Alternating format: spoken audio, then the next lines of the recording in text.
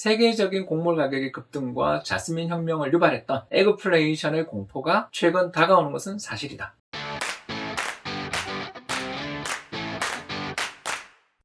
안녕하세요. 28년차 이코노미스트 홍춘욱입니다. 최근 2021년 경제 전망에 대해서 많은 질문들이 들어오는데 그 중에 가장 대표적인 질문이 인플레이션이 발생해서 금리 오르면 어떡하나요? 라는 질문인 것 같아요. 실제로 이 질문이 저는 가장 핵심을 찌르고 있다고 생각합니다. 최근 들어서서 주식이나 부동산 등 자산 가격의 급등이 나타나는 가장 직접적 이유는 제로금리 정책 때문이에요. 그런데 인플레이션이 갑자기 출현한다면, 물가가 급등하게 되는 일이 벌어진다면 저금리 여건은 하루아침에 무너질 수 있기 때문입니다. 실제로 최근 이코노미스트지의 보도에 따르면 전 세계 곡물 가격이 급등하고 있다고 합니다. 물론 지난 10여 년간의 장기 추세를 보여주는 그림만 본다면 끝부분에서 미세하게 오르는 정도에 그치고 있습니다만 매일처럼 상승하고 있다는 측면에서는 관심을 가지기에 충분합니다. 다음 그림을 보시면 2010년과 11년을 전후에 발생했던 곡물 가격의 상승이 전 세계 인플레이션에 어떤 영향을 미쳤는지를 발견할 수 있습니다. 파란 선은 소비자 물가 상승률, 빨간 선은 농산물 가격 상승률인데 확실히 농산물 가격이 급등하는 순간 소비자 물가가 불안해지는 것을 발견할 수가 있고, 실제로 2010년과 2011년 당시에는 에그플레이션이라는 신조어가 유행을 했습니다. 에그플레이션이란 농산물 가격이 주도하는 인플레이션이라는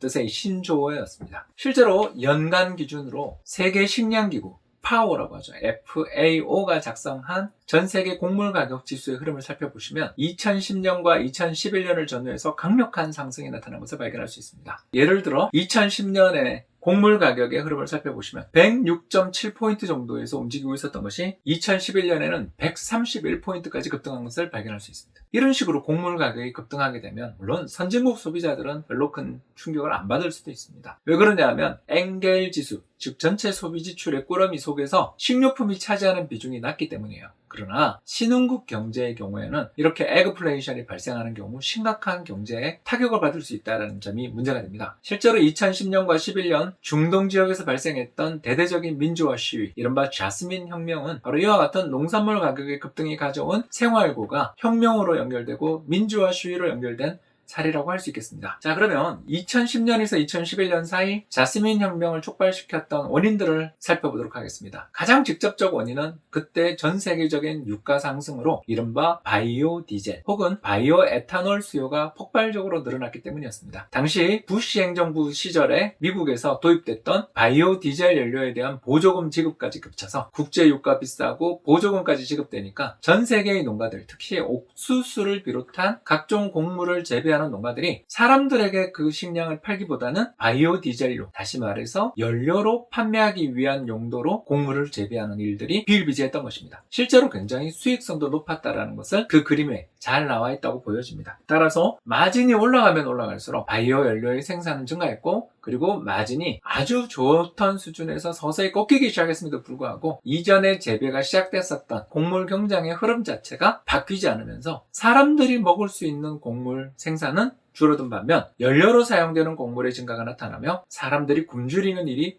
벌어졌던 것입니다. 물론 이번에도 그런 일이 벌어질 것인가에 대해서 궁금증이 많을 줄 압니다.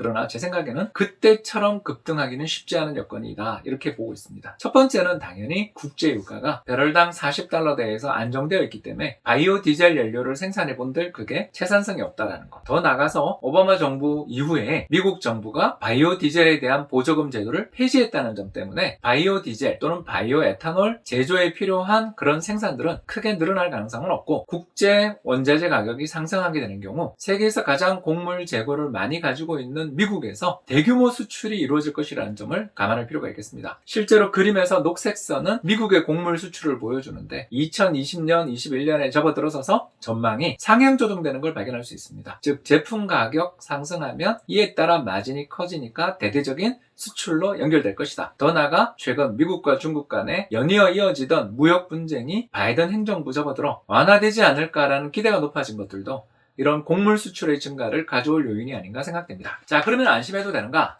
그렇지는 않습니다. 왜 그런가? 최근 들어서서 파오, 세계 곡물기구가 전망한 2021년 곡물 수급 전망 통계를 보면 안타깝게도 최근 들어서서 여러 가지 기상 여건들이 순조롭지 못한 가운데 곡물 생산량 자체의 전망치들이 하향 조정되는 것을 발견할 수 있습니다. 따라서 2010년이나 2011년처럼 대대적인 곡물 가격의 급등, 더 나아가 가파른 식량 위기로 연결될 가능성은 현재로서는 낮지만 식량 생산에 필요한 기상 여건들의 측면 부분에서는 좀 순조롭지 못한 부분도 있고 이게 최근 곡물 가격의 상승 요인으로 작용하고 있다는 분석도 일리 있다고 생각됩니다. 정리해보자면 2010년에서 2011년 사이 세계적인 곡물 가격의 급등과 자스민 혁명을 유발했던 에그플레이션의 공포가 최근 다가오는 것은 사실이다. 두 번째, 그러나 미국을 비롯한 전 세계 식량 생산 국가, 곡물 생산 국가들의 공급 능력들은 충분하고 수출 전망은 밝다. 세 번째, 이상과 같은 여러 요인들을 생각하면 최근의 기상 여건 악화 등으로 인해 곡물 가격의 상승이 나타나는 것은 어쩔 수 없는 부분이지만 가격 상승이 곧 재배 면적의 증가 그리고 수출 물량의 증가로 연결될 가능성이 있기 때문에 2010년이나 11년 같은 걷잡을 수 없는 식량 위기로 연결될 가능성은 현재로서는 높아 보이지는 않는다. 이렇게 정리해 볼 수가 있겠습니다. 부디 2021년 새해 세계적인 기상 여건이 곡물 수확에 순조로운 그런 여건을 가지기를 기대해 보는 마음